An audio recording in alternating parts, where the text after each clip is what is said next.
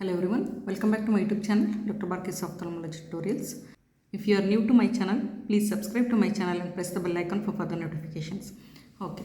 The question for today's discussion is define allergic conjunctivitis, classify allergic conjunctivitis and write in detail about vernal keratoconjunctivitis. So allergic conjunctivitis or the vernal keratoconjunctivitis is most frequently asked 5-mark question. So let's discuss the answer now. The definition is you can define allergic conjunctivitis as inflammation of the conjunctiva due to allergic or hypersensitivity reaction. Okay. Coming to the classification. So there is vernal keratoconjunctivitis. One more allergy in general, there is atopic dermatitis. Okay. So remember those two. Vernal keratoconjunctivitis, atopic keratoconjunctivitis. We have simple allergic conjunctivitis. It can be either seasonal or perennial. Remember giant papillary conjunctivitis, flictinular type of keratoconjunctivitis and dermatoconjunctivitis. So we have 6 types of allergic conjunctivitis. Coming to the details of vernal keratoconjunctivitis. You can define vernal keratoconjunctivitis as recurrent, bilateral, self-limiting allergic inflammation of the conjunctiva. So it's a type 1 IgE mediated hypersensitivity reaction. Remember, these more common in the vernal keratoconjunctivitis. It's more common in boys in the age of 4 to 20 years, in summer, and it's more common in tropics. Coming to pathology, just write this diagram. This is the epithelial layer, adenoid layer of the conjunctiva and fibrous layer of conjunctiva. So epithelium usually shows hyperplasia with a downward extension into adenoid layer. If you come to the adenoid layer, it shows numerous infiltration with the eosinophils, plasma cells and the lymphocytes and histiocytes.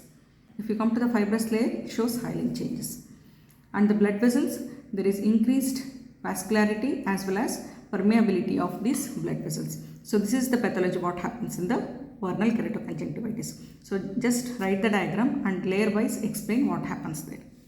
Moving on to the symptoms. The main symptom, that is the hallmark of allergic conjunctivitis, is itching. Then patients may experience photophobia, there is some amount of lacrimation, patient complains of ropey discharge.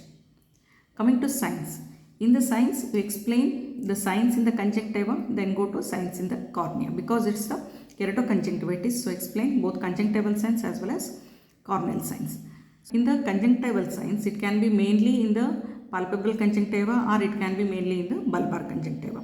So when it mainly involves the palpebral conjunctiva, it shows these findings, okay, and it is more common in the upper palpebral conjunctiva. So write this diagram, show the papillae here.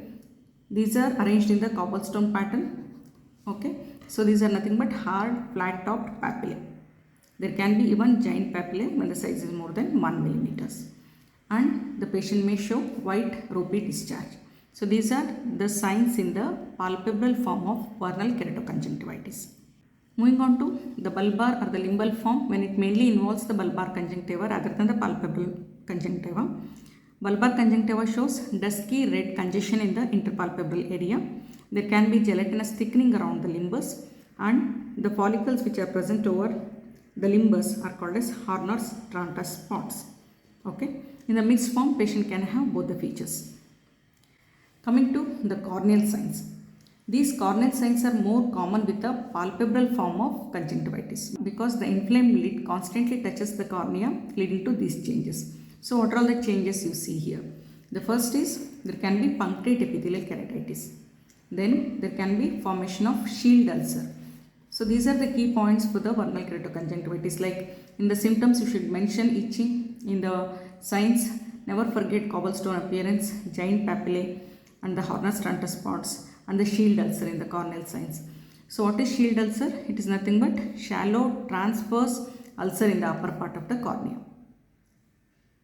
There can be vernal corneal plaque. That is nothing but because of the desquamated corneal epithelium, there is coating of this desquamated epithelium with the exudates that leads to vernal corneal plaques.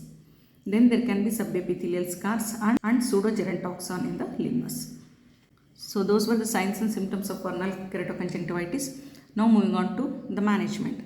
It usually doesn't need any investigations. Diagnosis is mainly by the clinical picture. So in the treatment, there is topical treatment as well as systemic treatment. So write it in the flow chart like this. In the topical treatment, you can use steroids, mast cell stabilizers, antihistamines and mast cell stabilizer combination, NSAID drops, cyclosporine, tacrolimus, artificial eye drops and the acetylcysteine. So when you write the steroids, write it should be given in the tapering doses. Should be cautious when using steroids about the steroid-induced glaucoma.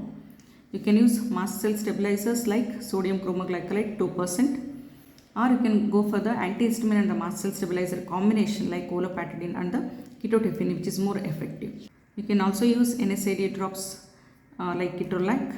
You can use cyclosporine 0.5 to 1% eye drops if not responding to steroids, or if the steroid is contraindicated in that particular patient.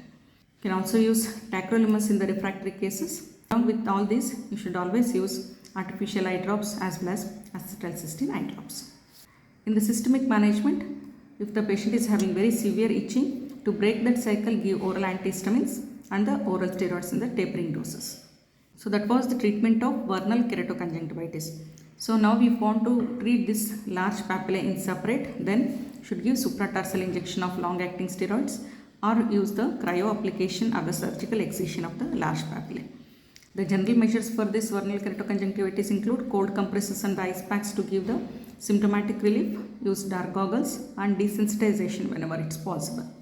If the patient has already gone into the corneal involvement, that is vernal keratopathy, then treat SPKs with the lubricants, shield ulcer with a debridement or superficial keratectomy by exam or laser surgery. So if you write this much for your theory exam, it's more than enough.